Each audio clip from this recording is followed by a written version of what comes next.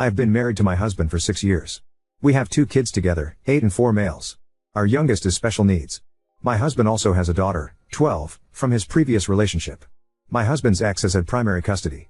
My husband gets SD on weekends and alternating holidays/birthdays. This past weekend, my SD asked my husband if she can come live with him full time. Her mom recently moved in with her fiancé and his kids, and there's been some friction with that from what I understand.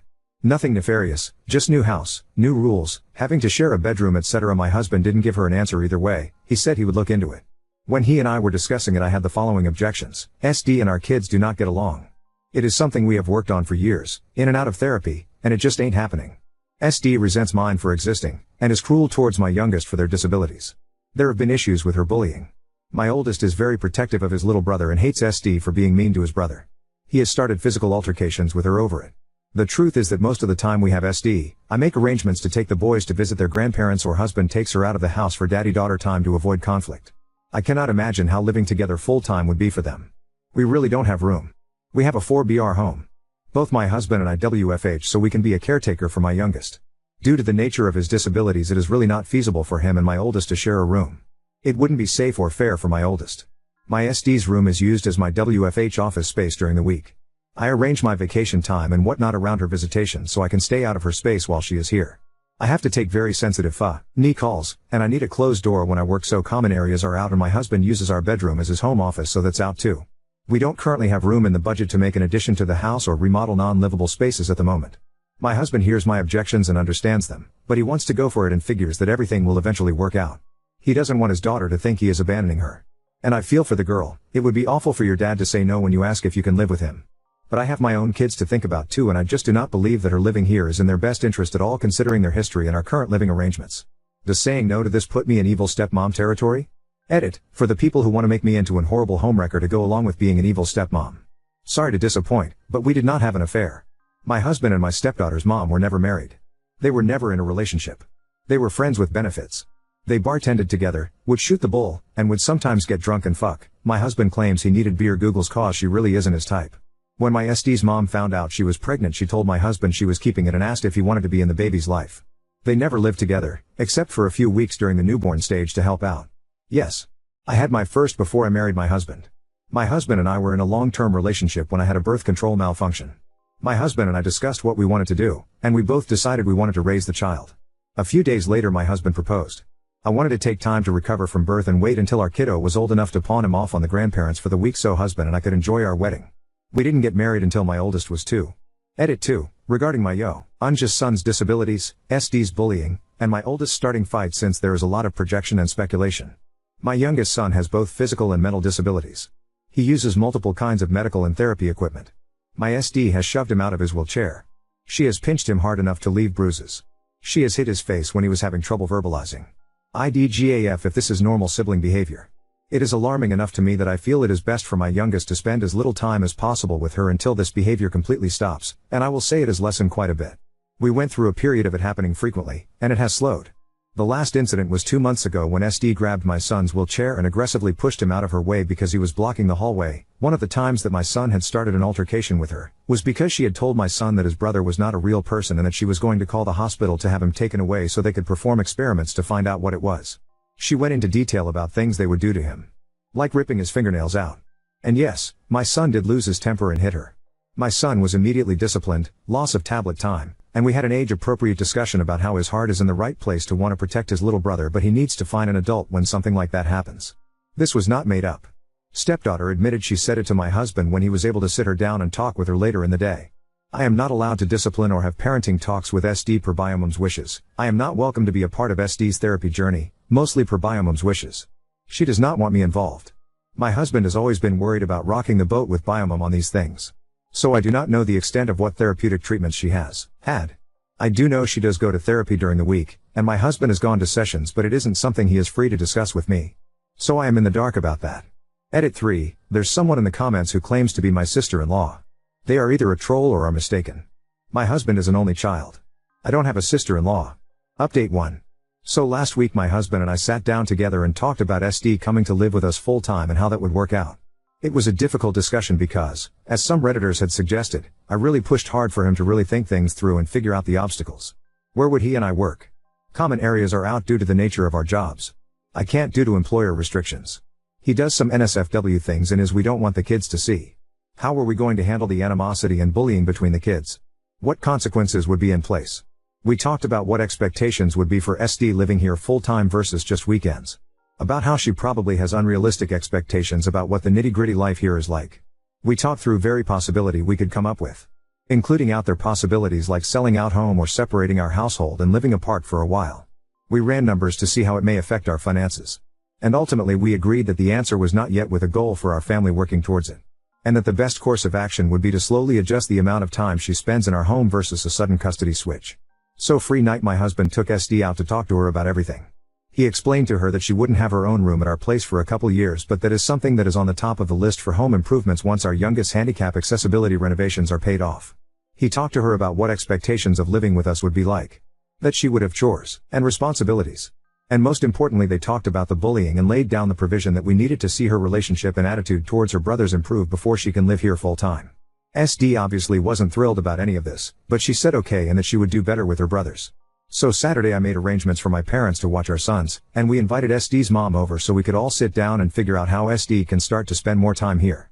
And that is when it fell apart. Mom is not okay with a change in custody at all. Absolutely not was her answer. She took SD home early Sat. My husband tried to reach out to SD on Sun to see how she was and ask if she wanted to do their guitar lesson over Skype or something since her mom took her home early, but she never responded. He called SD's mom and she informed him that SD had lost her phone privileges. So we don't really know what is going on with all that. Update 2. I had a couple people asking if I would update and let you guys know how my husband is doing now that we are a couple months out from our D-Day. Some things are better, and others are a hell of a lot worse. Not long after I posted, my husband and I had the biggest, full-blown drawn-out fight of our entire relationship. I honestly cannot even tell you how it started. It was one of those little things that just triggered and all the stress, anger, resentment and other negative emotions we have been feeling were just completely taken out on one another. I took the kids and left afterwards. I refused to come home until my husband got his head out of his ass and talked to someone about all of this. The silver lining to the big blowout was it did spur my husband on to start dealing with everything. He has been to his doctor and has been prescribed medication and he has been looking for a therapist. He did a session with one, but didn't particularly click with them. He is going to pursue others as our finances allow. My husband and I discussed his drunken demand for paternity testing. I was able to express how hurtful that was to me. He apologized fully and has decided he does not need to have our sons tested right now. We've discussed options for what we'll do if doubt continues to linger on my husband's part, but as of now no testing is being done. Husband and I are both trying our best to show each other grace on this matter. The hell of a lot worse part is what is going on with stepdaughter. My husband had to take a few weeks without visitation to get his own emotions under control. Then we had our typical weekend visit. We did not tell stepdaughter or biomom about the test results yet, as we were still considering our options for the next move. My husband had ultimately decided that he still wanted a relationship with his daughter and still wanted to pursue legal custody. The attorney we had consulted suggested that with our state's laws and the established parental relationship, we should have a claim and could likely get court-ordered partial custody, but it would be a more complicated legal case. So that's all fine and dandy, but my husband in a very boneheaded move did not play his cards close enough to his chest with biomom. Several weeks ago they had a verbal altercation. We have not been able to get in contact with biomom, her fiancé or stepdaughter since. We contacted the police who told us this was a civil matter and we needed to go through the courts, so no help there. Now on to second story. Found my mother sneaking through my phone, my father demanding money for bills, and now everyone's acting entitled to my paycheck. I, 16F, just got my first job like a month ago. Last week, I got my first ever paycheck, which was really exciting. Now one of the main reasons I got a job was so I could cover some of my own non-essential expenses, clothes, stuff for hobbies, room decor, some food, since my mother, 52F, is a SOM, always has been, and I didn't want to be a burden for my father, 56F. Before I even got my first paycheck, I had budgeted exactly how much I wanted to spend and what I wanted to spend it on, since I didn't want to blow it all. My plan was to save at least half and spend what I didn't save. I'll admit, I did spoil myself a bit, got some new clothes, a new sewing machine, and am gonna nails done. All of this was only like $180 out of $500, but I also gave a portion to the church, as per my mother's request. I plan to put the rest of this in savings and not touch it. My mother is terrible with money. Like, blow through $800 in one day type of terrible. She's also always asking someone in my family for money like my dad, or my siblings, 22 meters and 21F, and usually they give it to her. But my sister's rent has went up and her work hours have been cut, so she doesn't have money to give out like she used to. And my brother isn't working because he's only home for the summer. My father also has some new expenses to pay, so basically, nobody has handouts for her anymore. So she decided to come to me. Since I first received my paycheck, she's been acting kind of weird. Like when I got it, she wouldn't leave me alone until I told her how much it was, even though I wasn't comfortable sharing that information with anyone. And then she started talking about how, in her culture, I'm a first-gen American, the entirety of a child's first paycheck is given to the parents as an offering and a way to show thanks for raising them. I told her that it's a good thing I wasn't born where she was, so I don't have to do that, and I thought she would stop. But she brought up how it's been so long since she got a pedicure, it's been literally 3 weeks. I said okay, and then she asked me if I would pay for it. I gave her $30, how much our regular nail salon charges for pedicures, and she got upset and said it wasn't enough. I told her that I didn't have any more to spare, and she said I was being greedy. Okay, whatever. Then, we went grocery shopping, which she paid for, as usual, with my brother's EBT card. I got a few snacks/ingredients and my food came up to like $27, which isn't bad since I share my snacks with my siblings and I cook for them too. But then, my mother starts complaining like if you're gonna eat all that, then you're gonna have to start paying for it too.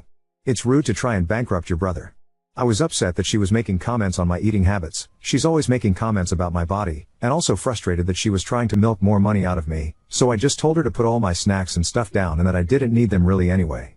She got even more upset and said I was making a scene and being spoiled, but I just ignored her.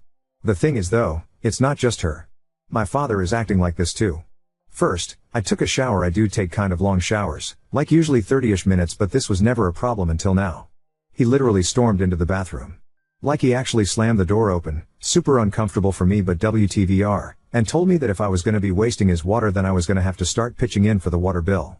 And he was sorrowful. So now I don't shower when Hess home to avoid conflicts like this.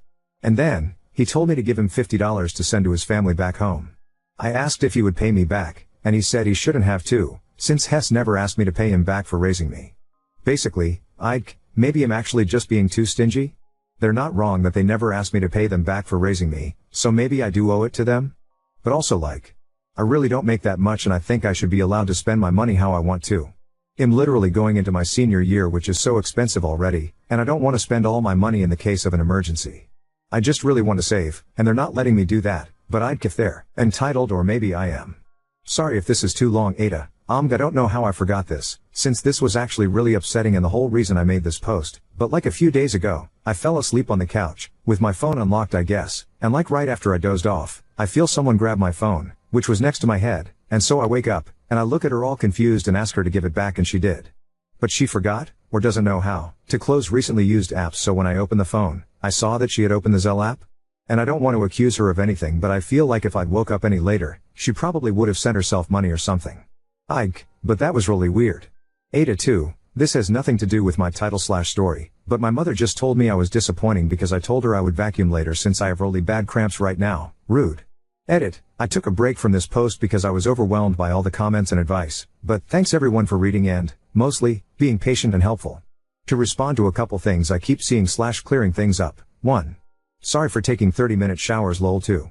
Sorry that it's a tough pill for me to swallow that a bunch of strangers on the internet are calling my parents abusive. I'm not saying anyone's wrong or right and I seriously appreciate that you're all trying to help, but I'm not refusing solutions or, it's just a lot to handle by myself. 3. I'm kind of against talking to a trusted adult about all this, but it's not willful ignorance or anything. I don't have any close family, so the only options would be a therapist or a school counselor. I can't see a therapist because my mother is anti-therapy and talking to a school counselor is risky because she's required to tell CPS, and a case like that would put my mother at a pretty high risk of deportation. It's pretty personal and I don't want into it, but there's that. 4. I know it sounds like I'm being forced, but I am seriously a practicing Christian and I enjoy giving to the church. I never minded giving to the church, it was just that the amount I was expected to give, 10% of my pay, was a lot considering what I was earning. Update 1. It's been a while. I kind of stopped replying to comments and stuff cause they were getting kind of overwhelming, but THX for everyone who took the time to respond.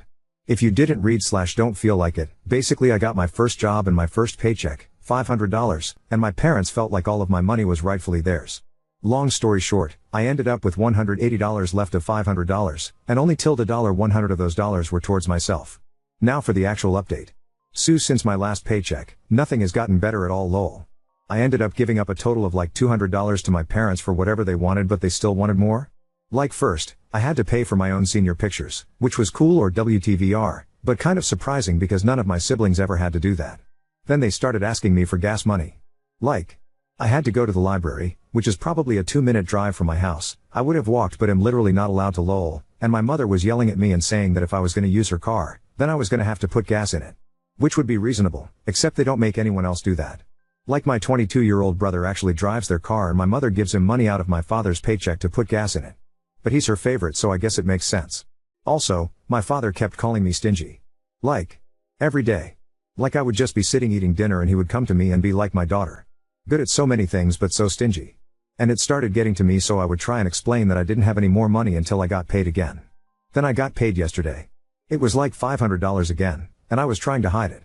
Like I transferred the money from my bank to my Cash App so that my father wouldn't see that I had any money, and if they asked then I could play dumb.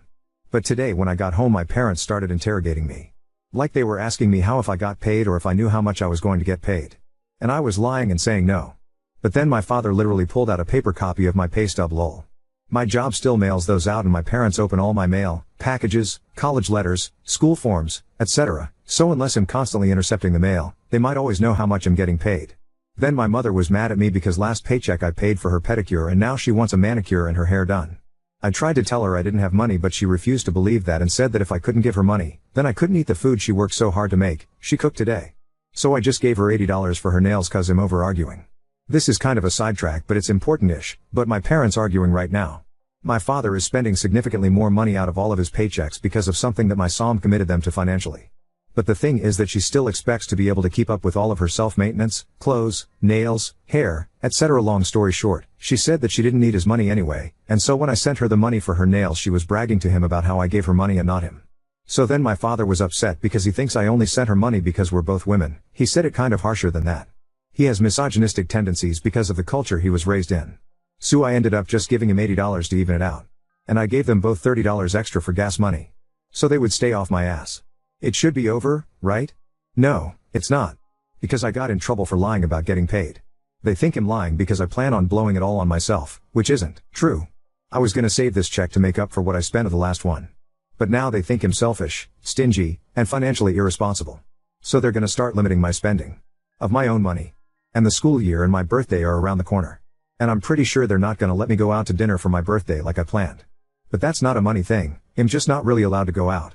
There's so much more I could say about my parents but that could probably be 15 different posts. And I'd if they'd even be appropriate for this sub lol. But thanks for reading if you do. I'm sorry if this makes not a lot of sense, I'm just really tired. Like I'm over this whole thing. I wish I had somewhere else to vent but I literally don't.